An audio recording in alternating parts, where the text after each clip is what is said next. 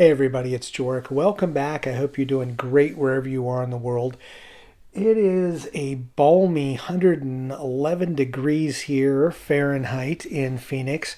For those of you outside of the US, a lot of friends in Europe, that would be about 44 Celsius, so quite warm. And with that, today I wanted to tackle something that can be a little bit of a hot topic. Some misconceptions when we lived abroad and almost 5 years in Portugal, so Europe, that many people had about Americans, whether it be us specifically or some stereotypes about the United States that I thought I would discuss. And I don't think any of these are brand new to anyone. I think if you're American, I'm curious to see if you've had similar conversations. And if you're not from the US, have you had these same thoughts or questions about the United States?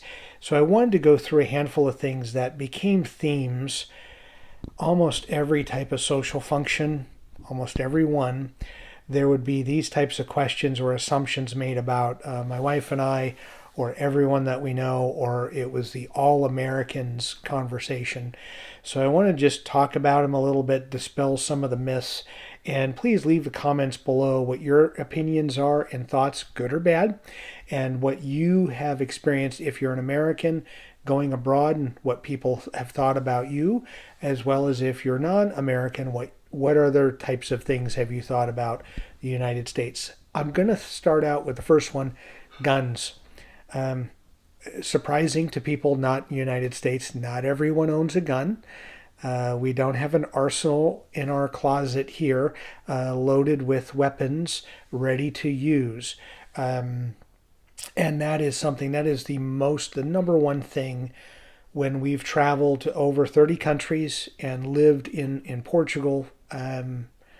Gosh, everyone wants to know about the guns. Why do you have guns? Why did you use guns? What kind of guns do you own? So don't have guns. Not a big fan of guns. If people want them, fine, but it hasn't been my thing. But there was this assumption, and people would get mad at me every time there was something that happened in the United States. It's my fault, and you need to get rid of your guns. And I'm going, well, I don't have a gun. I'm overseas. I've never been one that's been fond of them. But there is this assumption that everyone owns a gun, everyone must be well trained or must have an arsenal. And it's just not true. And statistically, less than half the United States has one. Now, that, as I'm saying that, I do realize the percentage of ownership compared to per capita of other countries and the amount of guns within households is much higher than other places. So that's not the point of the conversation or the making of the first point of this video. The point is there's an assumption that every American owns a weapon, owns a gun, and it's just not true. So next up, and this is interesting because this will be a bone of contention with people, is I've been asked straight away a number of times, and when I say a number, 40, 50 times over the years, why are you Americans so loud, so brash, so obnoxious? And at first, when we were traveling abroad, I'd be, apologetic, and I don't think I have ever been that way. But I get that if that's a stereotype, there must be some truth to it. What's interesting is living in Portugal, spending several months living in or visiting or staying in other countries, Italy, Greece, the UK. It's a newsflash, but everybody has a population that's loud, brash, and obnoxious. It just depends on where you are and maybe the demographic, but not all Americans are. And other people and other cultures are just as loud, brash, and obnoxious as we Americans in some cases can be. So but that is also a stereotype that all of us yell, all of us want to hog the room or demand attention, or are just jackasses when it comes to conversations. And it's again not the case, but there's this stereotype that is off-putting to a lot of people.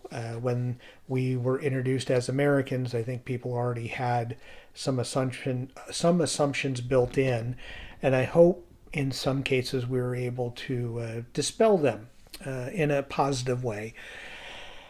Next is not everyone cares about politics. Um, we get told often that America is divided. It's almost as if 170 million people are liberal, 170 million are conservative, and that's it, and we're all infighting. It's just simply not the case. Yes, there are many more political conversations that have gone on in the last, let's say, 8 to 10 years specifically, and there is a faction on each side, a liberal side and a conservative side, that are the squeaky wheel that bark more and want more attention. But the majority of us don't give a crap. And here's why I can say that. This isn't the end all be all as far as kind of research goes, but most of us don't vote.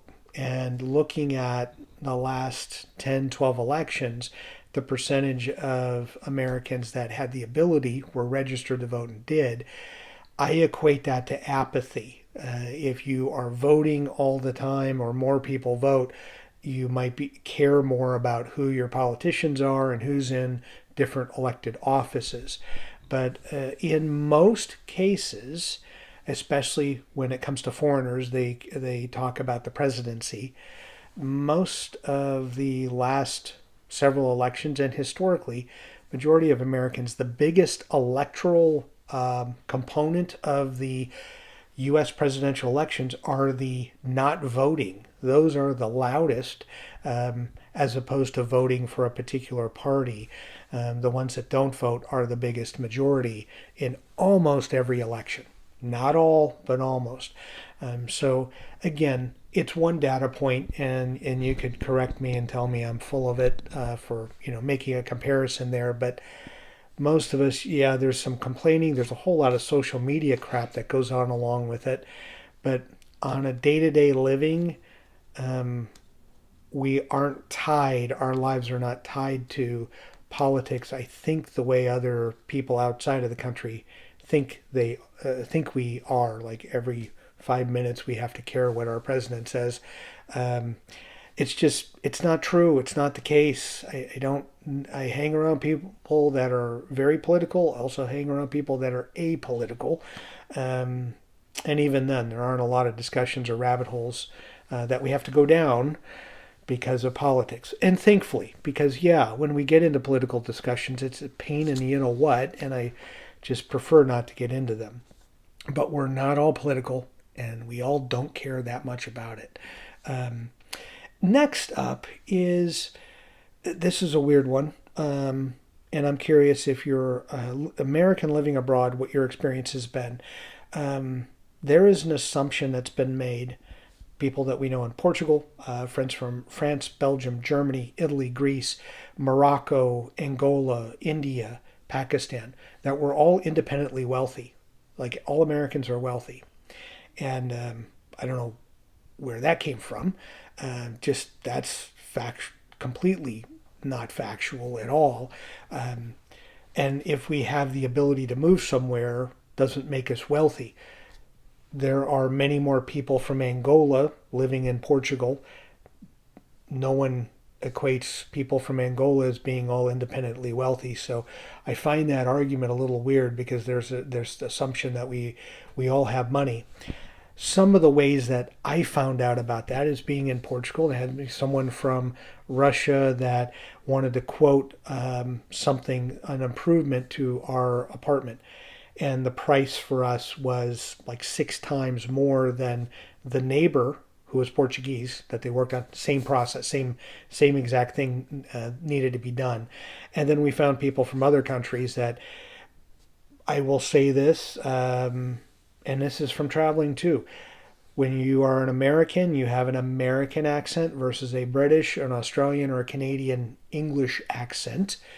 I think everyone looks at us as Willy Wonka's golden ticket, and just make the assumption that we have a lot of money. People, friends that we got to know in Portugal, the Portuguese locals that we got to know, all assumed that we won the lottery and we were all millionaires and billionaires, and which is kind of weird because they knew we worked for a living, and if we were independently wealthy, we sure as hell wouldn't be working anymore for anybody. But there is that presumption or stereotype that somehow we all have money. Now, statistically, when Americans travel, tourism, not talking about living or expat life, I'm talking about travel. I think there's a lot of research that says that we tend to spend more than other countries on travel, whether it be accommodations, transportation, tourist attractions, food, things of that nature. But that doesn't equate to we're wealthy. That's, again, not true. So that's also one of those things that kind of irked me because I'm going, all right, why am I working if I'm wealthy? I'm not. And but it is something you gotta deal with, and I'm curious again if you've experienced that, if you've been American living abroad or even as a tourist, what your thoughts are. That then the next thing here is similar to the politics. Is when we've gone and traveled abroad, when we lived in Portugal, the interesting thing is there is an assumption that gets made that somehow everyone in America voted for the same person. What I mean is, when we've traveled, when President Obama was president, based upon the country and how they felt about our president, they felt like, they felt different about us, and they also, well, you voted for Obama, right? And they made some assumptions about that.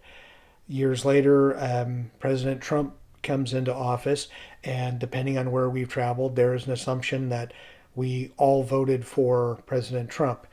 And again, if you're American, you know better. But if you're not, often somehow there might be this thought that the majority voted for a certain person, and often when you look at it, in some cases, the majority, the person that got the most votes, doesn't become president because of how our electoral college works.